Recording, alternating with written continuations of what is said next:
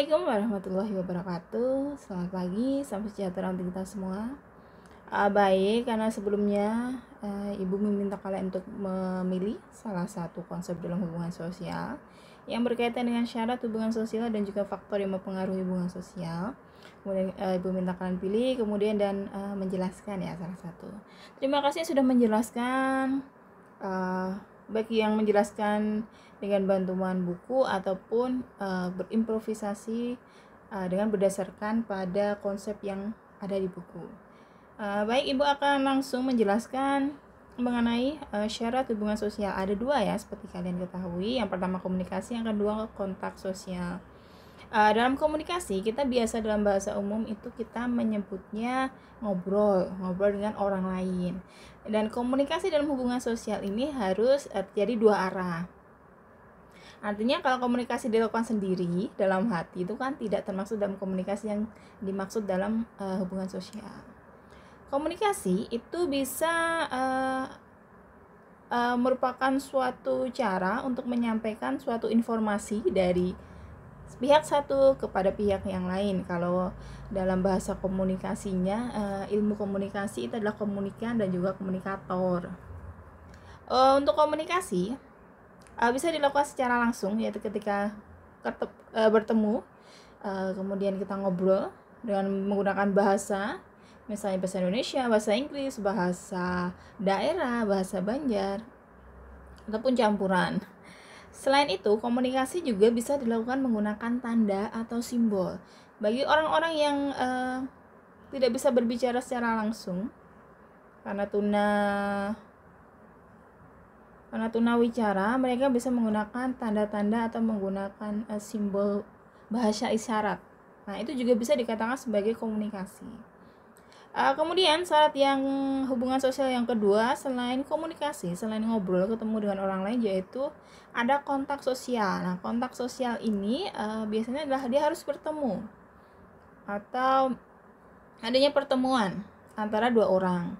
Kontak sosial bisa dilakukan secara langsung, yaitu ketika kita bertemu dengan orang lain, ataupun bisa menggunakan suatu media, misalnya menggunakan telepon, internet, email, atau FaceTime, video call. Nah, seperti itu. Digabung dengan komunikasi, maka dia akan menghasilkan suatu syarat hubungan sosial. Ya enggak? Mana ini? Kontak sosial dan komunikasi.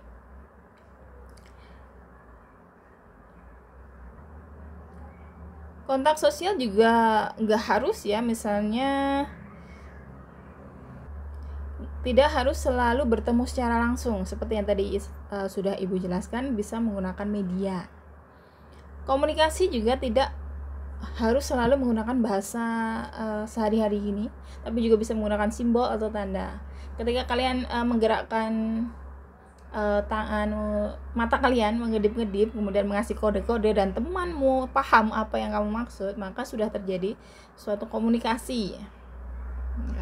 Kemudian kalau sudah komunikasi, misalnya atau contohnya nih, ketika sedang masuk ke sekolah mengumpulkan buku karena PJJ ya, kemudian kalian ketemu teman kalian di parkiran, kemudian melambaikan tangan dan kemudian saling berdekatan, saling menyapa, apa kabar, sudah sarapan belum, sudah makan belum, gitu, ngobrol. Dan kalau obrolan ini mendapatkan respon, ini juga yang penting, respon. Artinya ada tanggapan dari A. Mana nih? Dari A ke B ada respon, maka akan muncul hubungan sosial. Kalau nggak ada respon, ya berarti tidak terjadi hubungan sosial. Gitu. Berikutnya, faktor yang mempengaruhi hubungan sosial. Dalam menjalin hubungan sosial ada beberapa faktor yang mempengaruhi. Yang pertama imitasi tahu ya, peniruan. Nah, peniruan yang dimaksud apa? Ya bisa meniru kalau dalam bahasa sehari-hari atau umum. Peniruan yang dimaksud adalah ketika kita meniru perilaku, penampilan atau perilaku orang lain. Bagaimana cara dia berpakaian, bagaimana cara dia bergaya, berbicara.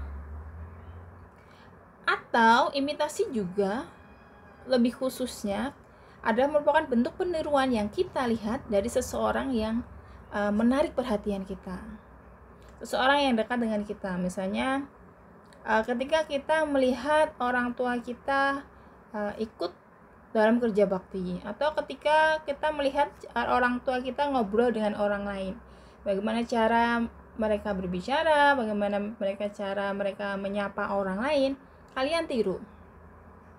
Nah, itu yang dimaksud dengan peniruan. Yang ditiru ya secara sekilas saja, bagaimana cara menyapa. Misalnya ketika bertemu dengan paman atau dengan tante, kakek dan nenek, salim, kemudian ngobrol menanyakan kabar. Nah, itulah yang ditiru. Sehingga apa yang kalian lihat ini kemudian akan mempengaruhi hubungan sosial yang nantinya akan kalian jalin. Yang kedua, identifikasi ini hampir sama dengan imitasi tapi lebih mendalam. Artinya sosok seperti apa sih yang mempengaruhi kalian? Yang kalian tuh pengen yang menjadi seperti apa?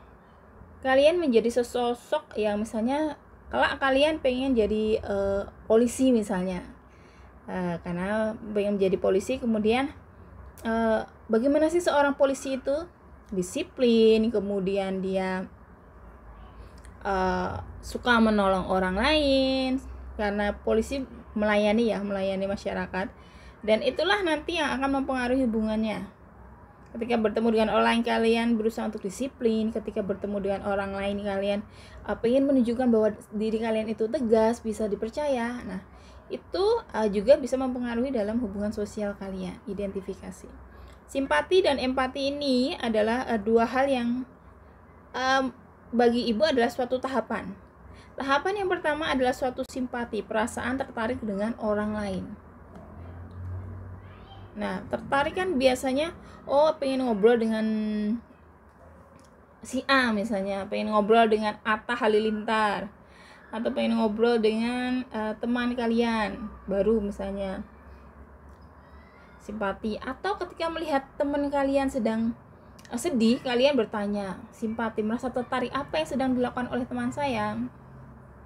Nah, merasa tertarik, kemudian kalau dia perasaannya berlanjut, dia masuk ke empati. Dia jadi merasakan, temannya, kenapa temannya diam? Karena sedih, lagi sedih. Kenapa sedih? Ternyata nggak bawa uang saku misalnya gitu, nggak bisa makan, jangan bisa belanja. Dan kemudian kalian karena punya sifat awalnya tertarik, kemudian kok merasa kasihan, makanya kemudian kalian ayo kita ke kantin. Nah, itu sudah masuk ke empati, ikut merasakan apa yang dirasakan oleh orang lain dan berupaya untuk menolongnya. Itu masuk ke empati. Dari situ kan kemudian muncul hubungan sosial, ya enggak? Kalian ngobrol, kemudian kalian mengetahui apa yang terjadi pada teman kalian, dan muncullah empati dan juga simpati.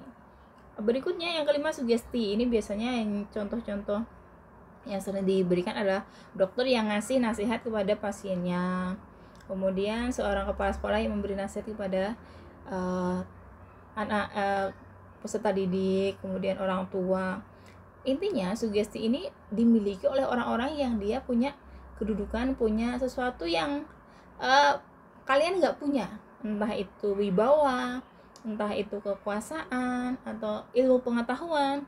Kalau dokter kan punya pengetahuan yang kalian anggap jelas kalau saya lagi sakit kemudian datang ke dokter, ada nasihat yang diberikan adalah berkaitan dengan keilmuan beliau, yaitu mengenai ilmu kesehatan.